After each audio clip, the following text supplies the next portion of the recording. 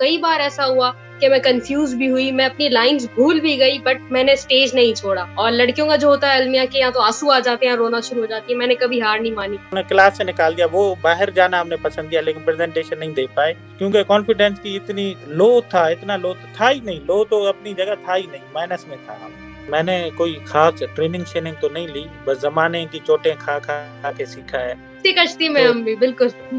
मुल्क क्या, अपने गांव क्या, घर से भी बाहर जाने की जरूरत नहीं है, आप जहां हो वहां कमा सकते हो। अस्सलाम वालेकुम दोस्तों, उम्मीद है आप सब लोग ठीक ठाक होंगे। अस्सलाम वालेकुम आमना। वालेकुम अस्सलाम। काइंडली आप जो हमारे व्यूअर्स अभी जिन्होंने नया ज्वाइन किया है, आप काइंडली अपना इंट्रोडक्शन करवा दें थोड़ा सा। माय नेम इज आमना सोहेल और मैं एक सर्टिफाइड ट्रेनर हूँ, मोटिवेशनल स्पीकर भी हूँ, प्रोफेशनल भी हूँ बैंकिंग सेक्टर में, और 9 to 5 जो मेरी जॉब है। दूसरा ये कि I love to speak in front of people in order to inspire them, not to just speaking. Otherwise मैं बहुत इंट्रोवर्ट हूँ, बात करना मुझे इतनी पसंद नहीं है, बट लोगों को इंस्पायर या लाइफ में चेंज लाने के लिए मुझे पसंद है कि मैं बात करूँ और कंसल्टेंट, एज अ कंसल्टेंट कुछ अच्छा अपनी लाइफ में भी ले आऊँ डे बाय डे, और उनकी लाइफ में भी ले आऊँ। And that's all about me. वो कौन सी चीज थी जिसने कहा कि नहीं अब मुझे ट्रेनर बनना है? बस अपने आप ने, मैंने बचपन से ही ये था कि बचपन में जब प्रेजेंटेशंस होती थी, आप सोचे 2 क्लास में, 3 क्लास में, स्कूलिंग अल्हम्दुलिल्लाह बहुत अच्छे स्कूल से हुई थी, तो वहां पे ये एक्टिविटीज होती थी ऑन गोइंग, और फंक्शंस वगैरह होते थे, तो उन फंक्शंस में होस्ट बनना कॉन्फिडेंटली, जितनी भरी आवाम बैठी है, प्रिंसिपल बैठे हैं स्कूल में, प्रिंसिपल्स के भी हेड्स बैठे हैं, फिर हम जब 6 में आए नॉलेज आई कि भाई प्रिंसिपल की ये वैल्यू होती है, उसके सामने भी बोलना और पब्लिक स्पीकिंग में शिवर भी नहीं करना। अल्हम्दुलिल्लाह कई बार ऐसा हुआ कि मैं कंफ्यूज भी हुई, मैं अपनी लाइंस भूल भी गई, बट मैंने स्टेज नहीं छोड़ा। और लड़कियों का जो होता है अलमिया के, या तो आंसू आ जाते हैं या रोना शुरू हो जाती है, मैंने कभी हार नहीं मानी। तो आई फेस्ड अल्हम्दुलिल्लाह पीपल, और तब से ही मुझे था। फिर उसके बाद बैचलर्स में काफी प्रेजेंटेशंस वगैरह की, मुझे रिकॉग्निशन मिली टीचर्स से, इनसे। मुझे था शौक, बचपन से ही था, और मुझे पता था, मतलब यहाँ पे घर में ये घर वाले सब कहते थे, क्योंकि मैं अपनी फैमिली में सबसे छोटी हूँ। मैं सबसे छोटी, मतलब बहन भाई में सबसे छोटी हूँ। तो सब यही कहते थे कि सबसे समझदार हमें यही लगती है, जब ये बोलती है तो सब समझदार। मैं इग्नोर करती थी, अच्छा हाँ ये ऐसे ही बोल रहे हैं, मैं बच्ची हूँ। बट नेचुरली ये था अल्हम्दुलिल्लाह कि मुझे पब्लिक स्पीकिंग का था। देखो, आपने कहा कि ठीक है आप बचपन से या आप काफी कॉन्फिडेंट और डिबेट्स वगैरह और प्रेजेंटेशंस वगैरह देती रही स्कूल से ही, लेकिन इस दुनिया में मेरे जैसे बंदे भी हैं, ठीक है, जिन्होंने यूनिवर्सिटी में 4 साल में कभी नहीं प्रेजेंटेशन दी, बहुत ही यानी बिल्कुल। टीचर्स की उन्होंने क्लास से निकाल दिया, वो बाहर जाना हमने पसंद किया लेकिन प्रेजेंटेशन नहीं दे पाए क्योंकि कॉन्फिडेंस की इतनी लो था, इतना लो तो था ही नहीं, लो तो अपनी जगह था ही नहीं, माइनस में था हम। तो उनके लिए आप क्या कहोगी, क्या सजेशंस दोगी?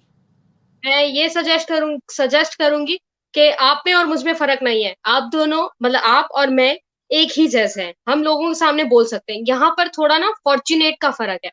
मैं आपको बताऊं, मुझे नहीं पता था कि this thing will recognise my identity, मेरी आइडेंटिटी बन जाएगा ये। जब मैंने बैचलर्स में बीबीए में आके एक प्रेजेंटेशन दी थी, और मिस ने हमारी ने समझाया था, मुझे उनका नाम भी आज तक याद है, कि सेल्फ स्टीम कितनी जरूरी है। सेल्फ स्टीम सही। इंसान को बताती है कि उसके अंदर खासियत क्या है। सेल्फ स्टीम सही। कैसे डेवलप होता है? सेल्फ स्टीम का सबसे बड़ा तरीका ये, मैं अपने सुनने वालों को भी ये एडवाइस करूंगी कि आपके सामने जो भी इंसान बैठा है या कोई भी ऐसा एक्ट कर रहा है अच्छा, तो उसको जरूर उसकी तारीफ करें। उसको बताएं कि भाई तुम बोल बहुत अच्छा लेते हो, तुम पहन बहुत अच्छा लेते हो, तुम एडवाइजेस बहुत अच्छी देते हो, उसे ये बताएं ताकि उसे पता चले कि वो इस काम में अच्छा है। तो ये वक्त ये है कि शायद बचपन में आपको किसी ने बताया नहीं कि आप बहुत अच्छा बोल सकते हैं। मुझे यकीन है जब आपने पहला लाइव सेशन किया होगा, तो आपको कई लोगों ने कहा होगा जफर बहुत अच्छा सेशन था, उससे आपकी सेल्फ स्टीम बूस्ट हुई होगी। तो ये तरीका एग्री। यही है। मैंने में प्रेजेंटेशंस दी थी, तो मुझे कहा गया कि हाँ तुमने बहुत अच्छा बोला, हमने तुम्हें सुना, मतलब ऑडियंस को तुमने इंगेज करके रखा, ऑडियंस बोर नहीं हुई। तो मुझे पता चला कि अच्छा ये, तो मैं आपके लिए भी यही सजेस्ट करूंगी, या ऐसे लोग, मैं भी, क्योंकि कभी ना कभी ऐसे हो जाती हूँ। तो अगर आप नहीं फील कर रहे हो, तो आप अपने आप से पूछे, लोगों से पूछे, ये मेरे अंदर कौन सी अच्छी चीज है। मैंने कोई खास ट्रेनिंग शेनिंग तो नहीं ली, बस जमाने की चोटें खा खा के सीखा है। इसी कश्ती में तो हम भी बिल्कुल। मैंने ये देखा है कि ना, यानी जब बच्चा होता है ना, शुरू में तो उसे खुद बोलना चलना सिखाते हैं, फिर बाद में हम्म। जब हम उसे, जो उसकी ग्रोथ है ना वो रुक जाती है। और बिल्कुल आपने सही कहा कि बच्चे की यानी कोई भी एक्ट हो, जो अगर छोटे से छोटा एक्ट हो ना, आप उसको अप्रिशिएट करें, नेक्स्ट टाइम वो उससे अच्छा बढ़ के लेकर आए। उसकी मैं बिल्कुल। मिसाल देता हूँ कि अब क्या है कि अल्हम्दुलिल्लाह मेरे 3 बच्चे हैं, तो उन तीनों की ना मैंने वॉल पे ड्राइंग्स उनको पेपर देता हूँ, बनाओ। जो बना के लाता है ना, मैं उसकी इतनी तारीफ करता हूँ, इतनी तारीफ करता हूँ। और अपने ऑफिस में मैंने वॉल पे लगाई हुई है उन एक एक की, कि ये एक का कॉलम है, ये दूसरे का, ये यकीन करें डे बाय डे वो प्रोग्रेस कर रहे हैं। जफर मैं आपको बताऊं, अब यहाँ पे क्या होता है, बच्चे शरारत करते हैं तो बहुत अच्छा लगता है, बहुत हम खुश होते हैं, अल्लाह सबको बताते हैं आज इसने इतनी बड़ी शरारत की है। वो हालांकि उसे अप्रिसिएशन मिल गई। फिर वो बच्चा शरारत करते करते नाक में दम करने लग जाता है, उस बच्चे का उसमें कसूर नहीं है, हमारा कसूर है कि उसकी पहली शरारत पे हमने उसको अप्रिशिएट किया था, जबकि वो शरारत बहुत बुरी थी, लेकिन हमें उससे प्यार है, हमारा बच्चा है, तो हमने उसे अप्रिशिएट कर दिया। तो अच्छी चीजों में अप्रिशिएट करना चाहिए ताकि वो परस्यू करें बच्चे उसमें। मुझे याद है कि 10 साल पहले हम सुनते थे कि भाई 10 साल बाद आईटी बहुत आगे निकल जाएगा, आईटी की फील्ड रह जाएगी और सारी फील्डें, शायद उनकी बात अल्टीमेटली सच्ची हो गई।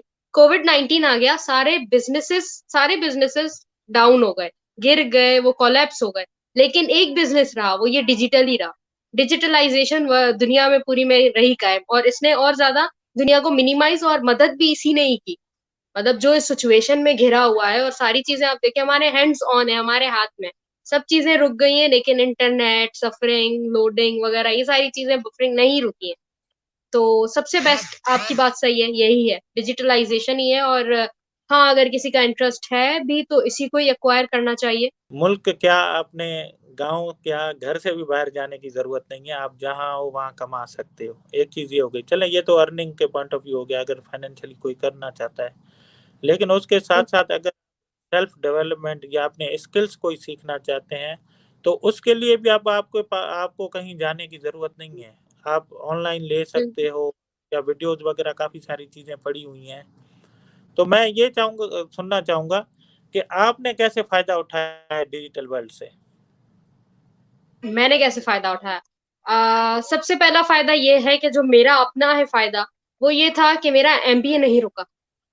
सही। मेरा एमबीए अल्हम्दुलिल्लाह चलता रहा, online classes, online projects, online assignments, online presentations दी मैंने, और अब ऑनलाइन मेरे एग्जाम सबमिशन है। तो सबसे पहला फायदा तो मेरा ये था। दूसरा फायदा ये था कि अल्हम्दुलिल्लाह मेरा जो अपना पैशन है वो नहीं रुका, मेरा पैशन रुक नहीं पाया, मैंने वो कंटिन्यू रखा। लोगों को ट्रेन करना, अच्छी बातें कन्वे करना, हाँ मदद से यकीनन किसी की, आ, जिसका पेज वगैरह जो ये चला रही है मेरी फ्रेंड, डेफिनेटली मदद से ही, लेकिन वो मैंने किया, कन्वे किया, अपना ये पैशन जारी रखा। दूसरा फायदा मेरा ये था।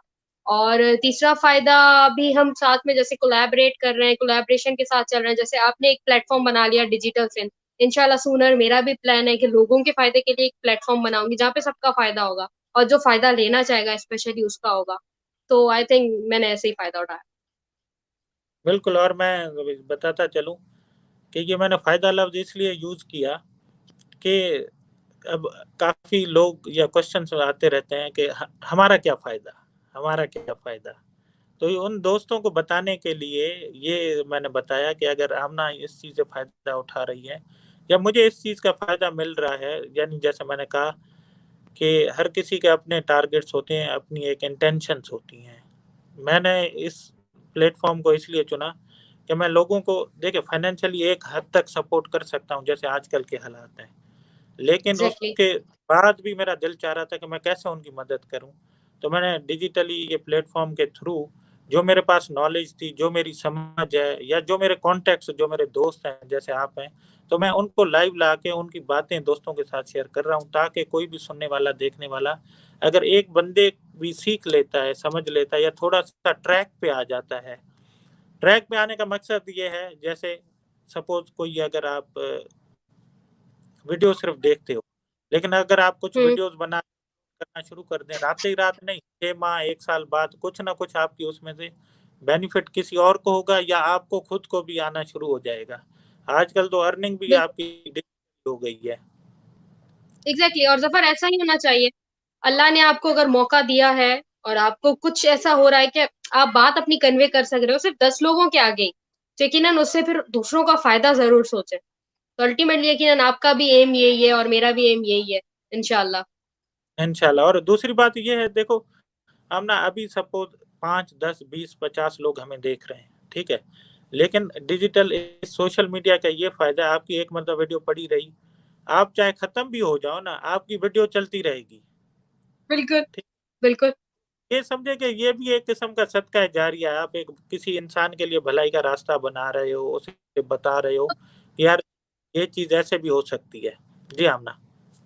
परफॉर्मेंस इतनी अच्छी दो और इतनी काइंडनेस के साथ जो दो कि अगर आप चले भी जाओ तो वो रह जाए, आपकी वो बात रह जाए या आपकी वो अदा रह जाए कि लोगों को जो फायदा दे। तो बंदा ये समझता है कि यार लाइफ खत्म हो गई, सही है, या कहता है कि यार इसके बाद आगे मुझे नजर नहीं आ रहा, या किसी भी परेशानी में, तो उस वक्त उस परेशानी से या उन जो करंट उसकी स्टेट ऑफ माइंड है, ठीक है, मैं इसको ऐसे ही कहता हूँ, उस वक्त ना आपके माइंड की स्टेट बिल्कुल लो होती है, तो उस वक्त उस पर कैसे ओवरकम किया जाए।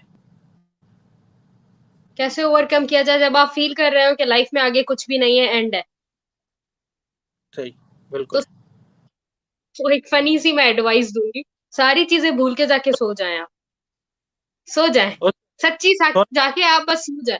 1 डेढ़ घंटे के लिए आप ऐसी नींद करें, ऐसी नींद करें कि बस आप कहीं चले गए हैं। उठे फिर आप चलो, रिफ्रेश फील करेंगे। बात सुनो, लेकिन अब हम काम, नींद हाँ नहीं आ रही नींद थी। नहीं आती। बिल्कुल, अब हम काम की बात करते हैं कि जब आपको पास खुशी का टाइम है ना, वो टाइम सबसे बेस्ट है। बहुत एंजॉय करें, बहुत एंजॉय करें और किसी को ना देखें। हाँ, ये दुआ करें कि अल्लाह नजर ना लगे किसी की, लेकिन आप वो टाइम एंजॉय करें। और जब आप कोलैप्स होते हैं ना किसी भी वजह से, किसी भी बात पे, तो ये बात जरूर सोचें कि डेफिनेटली जैसे खुशी का वक्त गुजर गया था, ऐसे गम का वक्त भी गुजर ही जाएगा। इस वक्त को गुजर जाना है, ये बाकी नहीं रहनी है। मैं आपको आज लिख के दे देती हूँ, आपकी आज जो भी फीलिंग है ना, इस वक्त जैसी भी फीलिंग है, वो बाकी नहीं रहने वाली। वो एक टाइम बाद बदलने ही वाली है, वो खत्म होने वाली है। फिर वो खुशी की हो, गम की हो, गुस्से की हो, उदासी की हो, या किसी की याद की हो, या किसी भी चीज की हो, वो कुछ टाइम के लिए। तो ये बात अपने माइंड में, आपका ये माइंड सेट है, प्रोसेस कर दे अपने माइंड में कि भाई अगर आज मैं दुख हूं ना, किसी बात की वजह से मुझे दुख है, मैं दुखी हूं, तो वो बात खत्म हो जाने वाली है, ये फीलिंग खत्म होने वाली है। अब फैसला करना है इस वक्त में कि मुझे कैसे मूव ऑन करना है।